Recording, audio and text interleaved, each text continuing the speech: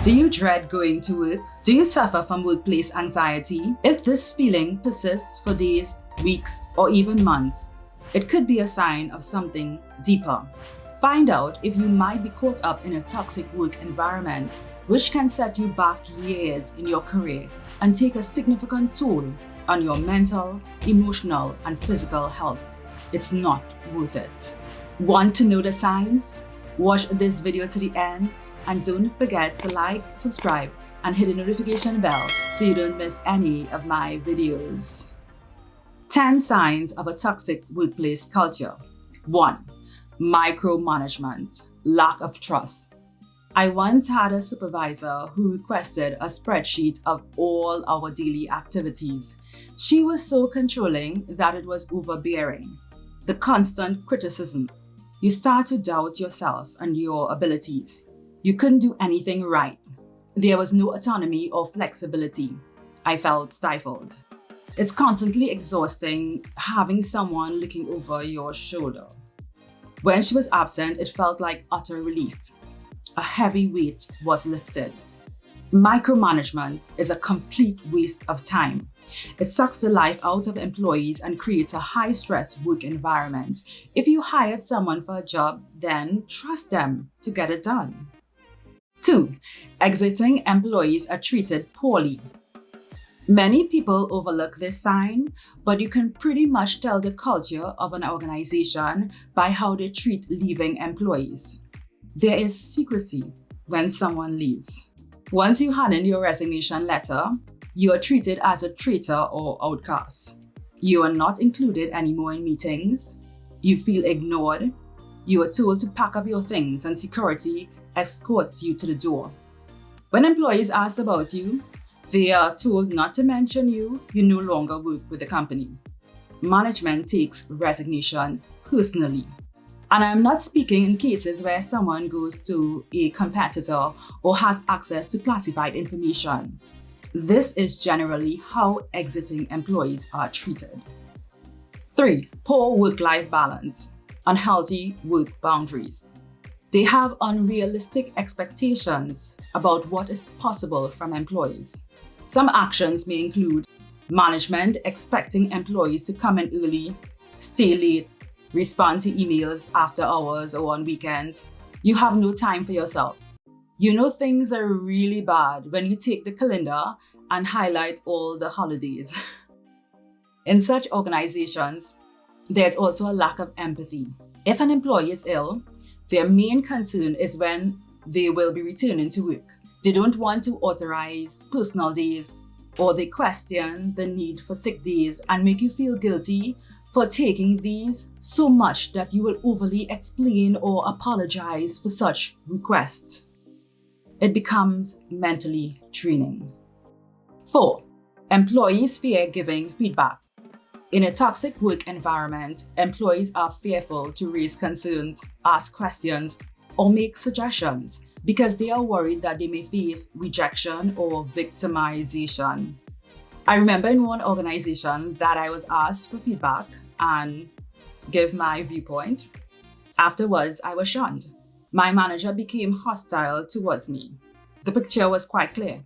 Opposing views are treated as disloyalty. Thereafter, I learned to be quiet. When passionate employees become quiet, it's a sign that the work environment has become toxic. In such organizations, there's also a lack of transparency and a lack of open, honest communication. You hear about upcoming changes through the grapevine. 5. Gossiping. Hearing negative accounts of performance, spreading hurtful rumors, whispering behind your back are the norm. Management welcomes gossip as feedback. When employees gossip about one another, this causes unnecessary drama, distractions, and distrust, leading to hurt feelings, low engagement, and decreased productivity. Co-worker conflicts abounds. You no longer smile at work or take part in team-building activities, and you are harassed for this. The negativity, it just breeds more and more negativity, leading to low morale and low team spirit. 6. Office politics and favoritism. Company core values do not serve as the basis for how the organization functions. Certain employees get special treatment. It's really sad when employees can tell who will be getting the next promotion based on their close relationship with the manager. They only recommend employees in their inner circle for assignments or growth opportunities, whilst they hold back other employees. You feel like you are in high school, again, dealing with cliques and the exclusion. 7. Lack of employee growth or progress. Promotions are not based on merit. You feel stuck. You have been in the same position for a number of years, performing well, but every move you make to go forward is suppressed. For example, your manager would not sign off your internal job applications or recommend you for projects or training opportunities. There's a lack of career support. The focus is on maintaining the status quo and not on developing employees. 8. No room for mistakes. You are afraid to take the initiative or be creative for fear of failure. Nobody wants to make mistakes. If you do, you will have a panic attack because it will spread to everyone in management. This is a sign of a threatening environment where blaming and throwing employees under the bus is a norm. Your manager does not have your back and you feel like you are on shaky ground. However, when good results are achieved, management quickly takes all the credit. 9. There is little to no appreciation or recognition. Constantly moving goalposts. They are always moving the target, so you can barely meet it. Employees are encouraged to work harder and harder and make more sacrifices. Even when accomplished, it's on to the next task. Employees feel undervalued and unappreciated. And even if they give recognition, it's the same individuals being recognized over and over again. It's demotivating and demoralizing working in such an environment.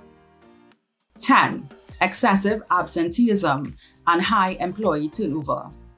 Repeatedly reposting job vacancies. This is a sufficient indication that something is not right. I was in a company where the longest tenure of employees was 1 year. It was a medium-sized family company. They are fine until cash flow problems arise. Then the toxic behaviors let loose. Chronic and excessive stress, bullying, harassment, gaslighting, insulting, shouting, and even swearing at employees. Employee burnout rises. It's sad when your manager makes you cry. It begins to affect employees' health, leading to excessive absenteeism and illness. It will even affect your relationships and home life.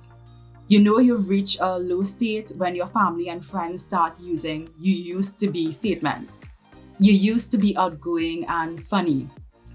You are now negative and irritable. No amount of money can compensate for a toxic workplace culture.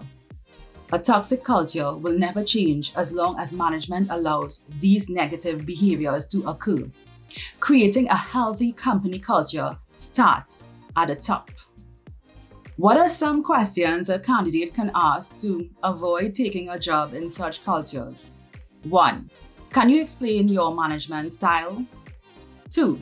How does a company support professional development? 3. What challenges is the company experiencing? 4.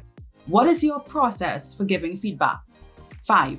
How do you acknowledge employee success?